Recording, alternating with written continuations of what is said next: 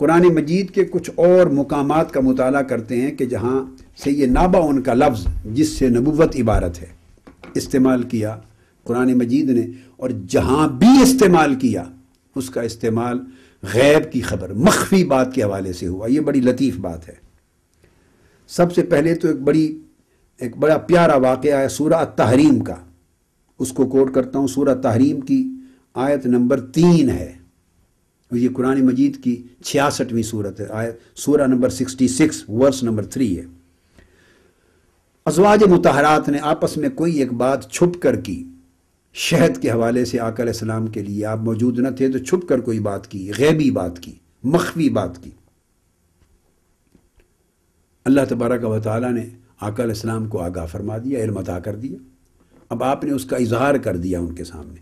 قرآن مجید اس واقعے کو بیان کر کے فرماتا ہے کہ پھر زوجہ مطہرہ نے پوچھا، قالت من انبأک ھذا، یا رسول اللہ صلی اللہ علیہ وسلم یہ بات تو ہم نے چھپ کے کی تھی، مخفی تھی، آپ کو اس کی نبا کس نے عطا کی؟ نبا ان خبر، آپ کو اس سے باخبر کس نے کیا؟ آپ کو اس کی اطلاع کس نے دی؟ آپ کو اس کا علم کس نے دیا؟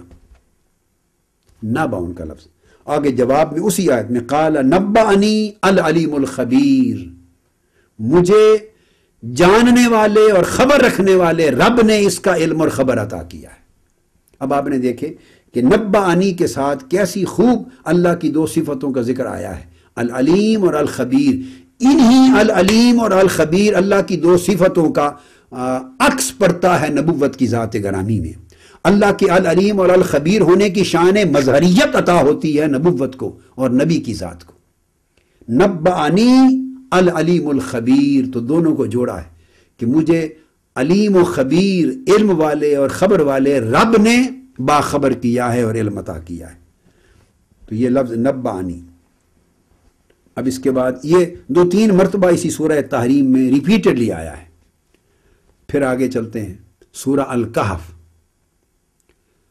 حضرت خضر علیہ السلام موسیٰ علیہ السلام کو بات کرتے ہیں، وہ واقعات تینوں جو امور غیب میں تھے، جن کے وقائع، کشتی کو توڑ دینا، مستقبل میں اس چیز سے روکنے کے لیے کہ آنے والا غاصب بادشاہ ظلماً اس کشتی کو غصب نہ کر لے، بچے کو مار دینا، اس کا مستقبل دیکھ کر کہ جوان ہو کر کافر ہوگا اور عاقبت اپنی اور اپنے والدین کی خراب کرے گا، گرتی ہوئی دیوار کو تھام اور تعمیر کر دینا، زمین کے نیچے چھپے ہوئے غیبی خزانے کو دیکھ کر اور اس خیال سے کہ اس کی 5ویں 6ٹھی پشت میں آبا و اجداد میں تو گزرتے ہوئے ایک گاؤں میں ایک بچہ نظر آیا تھا، اس کے نسب کو تھوڑا جانتے تھے، وہاں کے رہنے والے تو نہیں تھے، کہ اس کی 5ویں 6ٹھی پشت میں ایک ولی اللہ تھا، صالح تھا، وَكَانَ أَبُوهُمَا صَالِحًا،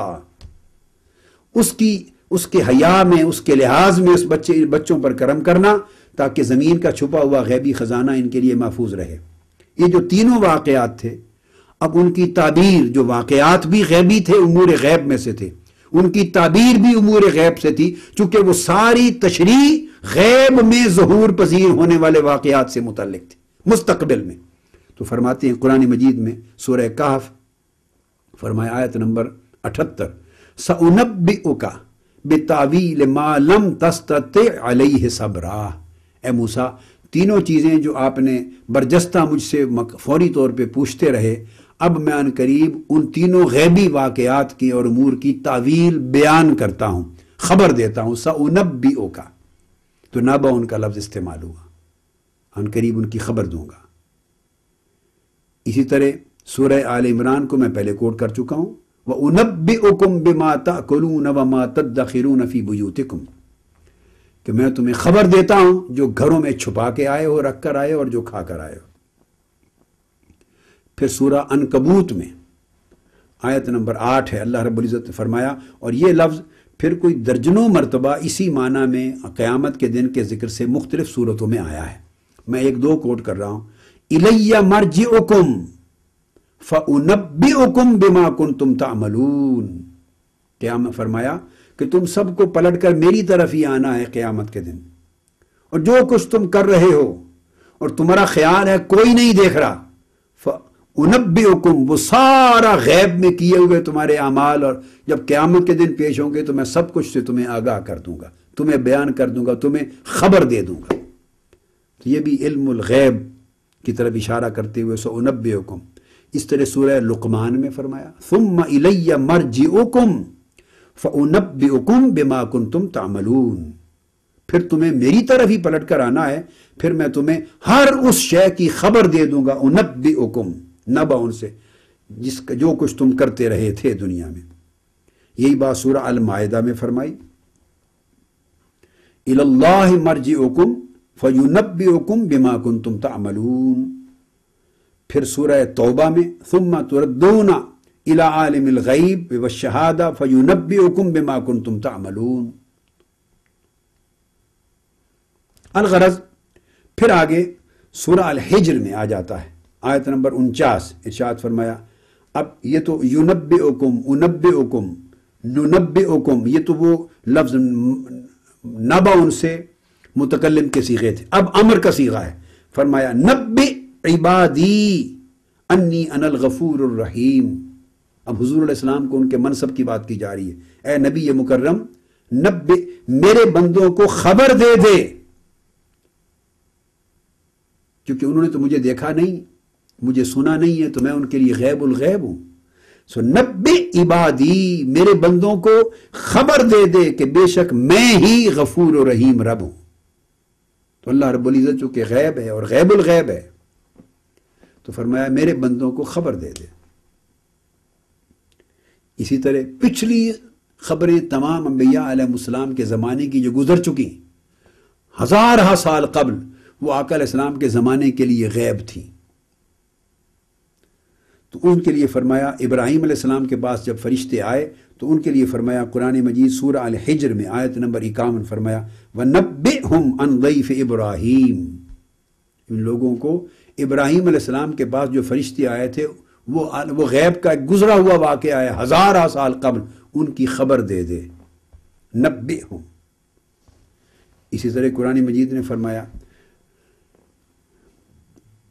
سورہ بقرہ میں جب آدم علیہ السلام کا واقعہ آیا ہے، قال یا آدم انبئہم باسمائہم، اے آدم اب ان فرشتوں کو ان تمام کائنات کی تمام چیزوں کے نام بتا دیں۔ اب وہ کائنات کی تمام چیزیں، اس میں آسمانی ملائکہ بھی تھے، اس میں زمین کے حقائق بھی تھے، اس میں نسلیں بھی تھی، قیامت تک ان کی اولاد بھی تھی، اس میں پرندے بھی تھے، جانور بھی تھے، ہر شے تھی۔ صاف ظاہر ہے وہ تمام چیزیں جو اس پوری کائنات ارضی اور فوق السماوات جو کچھ تھا وہ عالم غیب میں بھی تھا اور عالم شہادت میں بھی تھا۔ تو فرمایا یا آدم انبئہم باسمائہم، ان کو ان تمام چیزوں کے نام بتا دیں۔ تو فرشتوں سے کہا فقال انبئونی باسماء ہؤلاء ان کنتم صادقین، اگر سچے ہو تو تم بتا دو ان تمام چیزوں کے نام۔ اب وہ نام چونکہ بتائے ہوئے نہیں تھے، تو جو پہلے بتایا ہوا نہیں تھا وہ غیب تھا، اس لیے تو وہ کہتے ہیں لا علم لنا الا ما علمتنا، ہمارے پاس یہ علم نہیں، ہم تو وہی کچھ جانتے ہیں جس قدر تو نے بتایا، سو یہ غیب ہے ہمارے لیے۔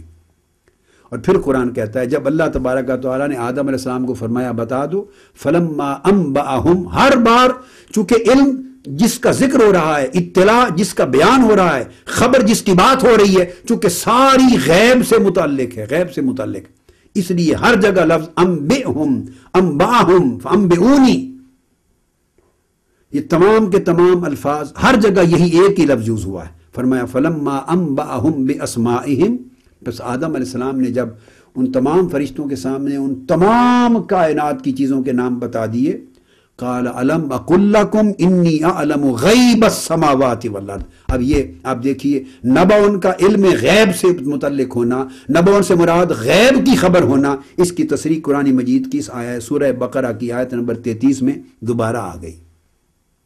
فرمایا جب وہ خبر بتا چکے، سب کو بتا دیا، تو اللہ پاک نے فرمایا میں تمہیں نہیں کہتا تھا کہ میں آسمانوں اور زمینوں کے سب غیب کو جانتا ہوں۔ اب یہاں ریلیونس کیا بنتا ہے کہ میں آسمانوں اور زمینوں کے سب غیب کو جانتا ہوں؟ یہی ریلیونس ہے کہ جو آدم علیہ السلام بتا رہے تھے وہ علم غیب میں سے تھا. اللہ تعالیٰ نے انہیں اپنے غیب پر مطلع کیا تھا. اطلعہ علی غیبہ، اپنے غیب پر مطلع کیا تھا، اور اسی اللہ کے غیب پر